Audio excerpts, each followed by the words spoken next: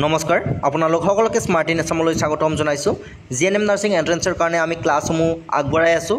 Important question এনচাৰসমূহ ইউটিউবৰ জৰিয়তে discuss কৰি আছোঁ।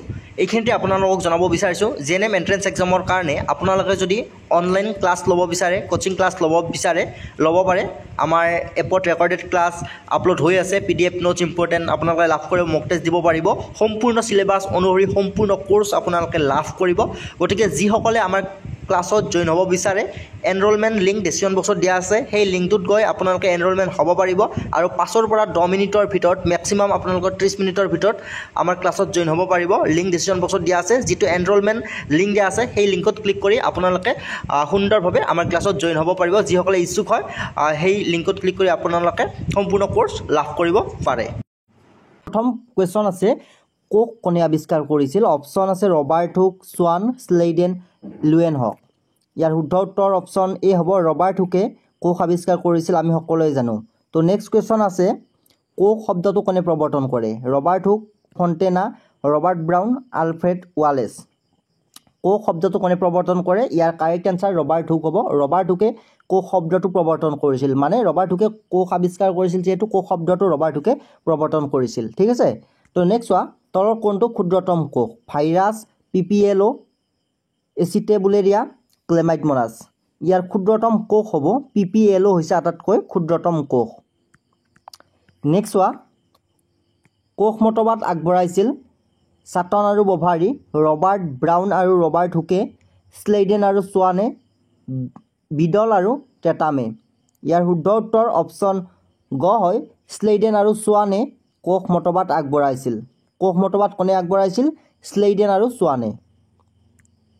চ' ভিডিঅ'টোৰ মাজতে আপোনালোকক ভাল খবৰ এটা জনাব বিচাৰিছোঁ। আপোনালোকে যদি জিএনএম নাৰ্ছিঙৰ এণ্ট্ৰেন্স এক্সামত অৱতীৰ্ণ হ'ম বুলি ভাবিছে, আপোনালোকে এইখন গাইডবুকৰ জৰিয়তে প্ৰিপাৰেশ্যন কৰিব পাৰে। ইয়াত চিলেবাছ অনুসৰি ইংলিছ, ছায়েন্স, মেথমেটিক্স তিনিটা বিষয়ৰ কুৱেশ্যন এনচাৰ লাভ কৰিব। এইখন গাইডবুকৰ পৰা যোৱা বছৰ 80% অধিক কুৱেশ্যন এনচাৰ কমন আহিছে। গতিকে যিসকলে এই বৰ্ষত জিএনএম নাৰ্ছিং এণ্ট্ৰেন্স এক্সাম দিম বুলি ভাবিছে, আপোনালোকে এইখন গাইডবুক মিছ নকৰিব।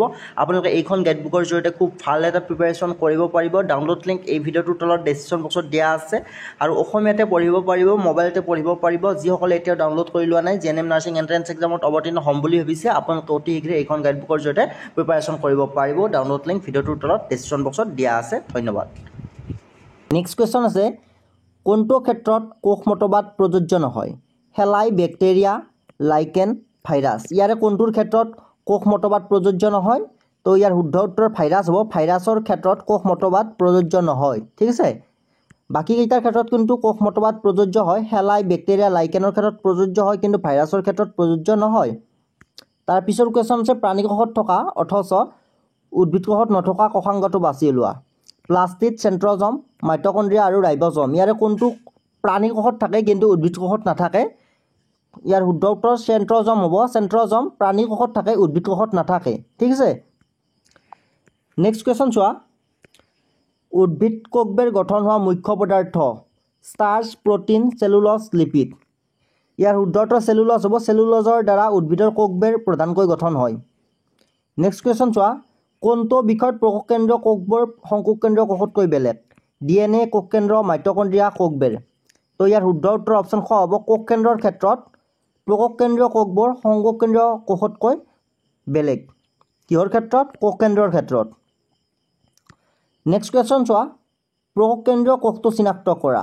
Amoeba, spirogyra, euglena, bacteria. তো ইয়াৰে কোনটো প্ৰকোষকেন্দ্ৰীয় কোষ হয়? তো আমি যেতিয়া প্ৰকোষকেন্দ্ৰীয় আৰু সংকোষকেন্দ্ৰীয় কোষৰ পাৰ্থক্য কালি পঢ়ি আহিছোঁ, তাত পাই আহিছোঁ আমি কোনটো কিহতকৈ পৃথকো পাই আহিছোঁ আৰু ইয়াৰ উদাহৰণ এক্সাম্পল পাই আহিছোঁ। তো ইয়াৰ শুদ্ধ উত্তৰ হ'ব option D, bacteria.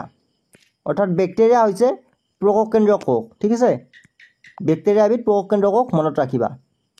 Next question চোৱা, প্ৰাণী কোষৰ কোষাবৰণ গঠিত হোৱা পদাৰ্থ হৈছে চেলুলজ, প্ৰটিন, লিপিড, প্ৰটিন আৰু লিপিড। প্ৰাণী কোষৰ কোষাবৰণ কিহৰ দ্বাৰা গঠন হয়?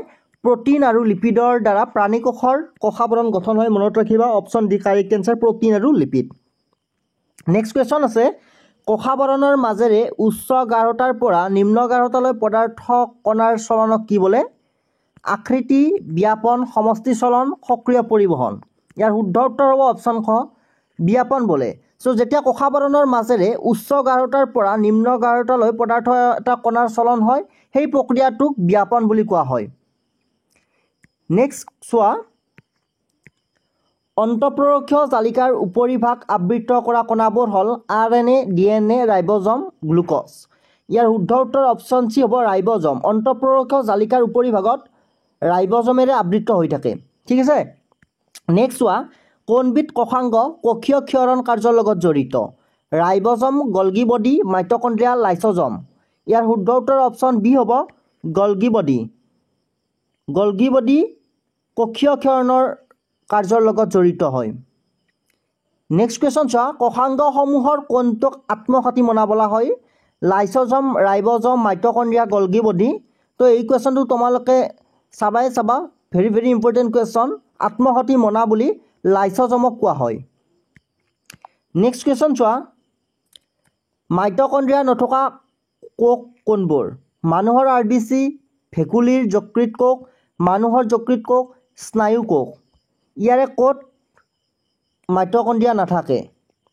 তো ইয়াৰ শুদ্ধ উত্তৰ হ'ব অপশ্যন ডি, স্নায়ু কোষত মাইটকণ্ড্ৰিয়া নাথাকে।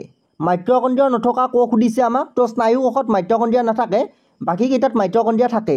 তো স্নায়ু কোষত কেৱল মাইটকণ্ড্ৰিয়া নাথাকে। Correct answer option D.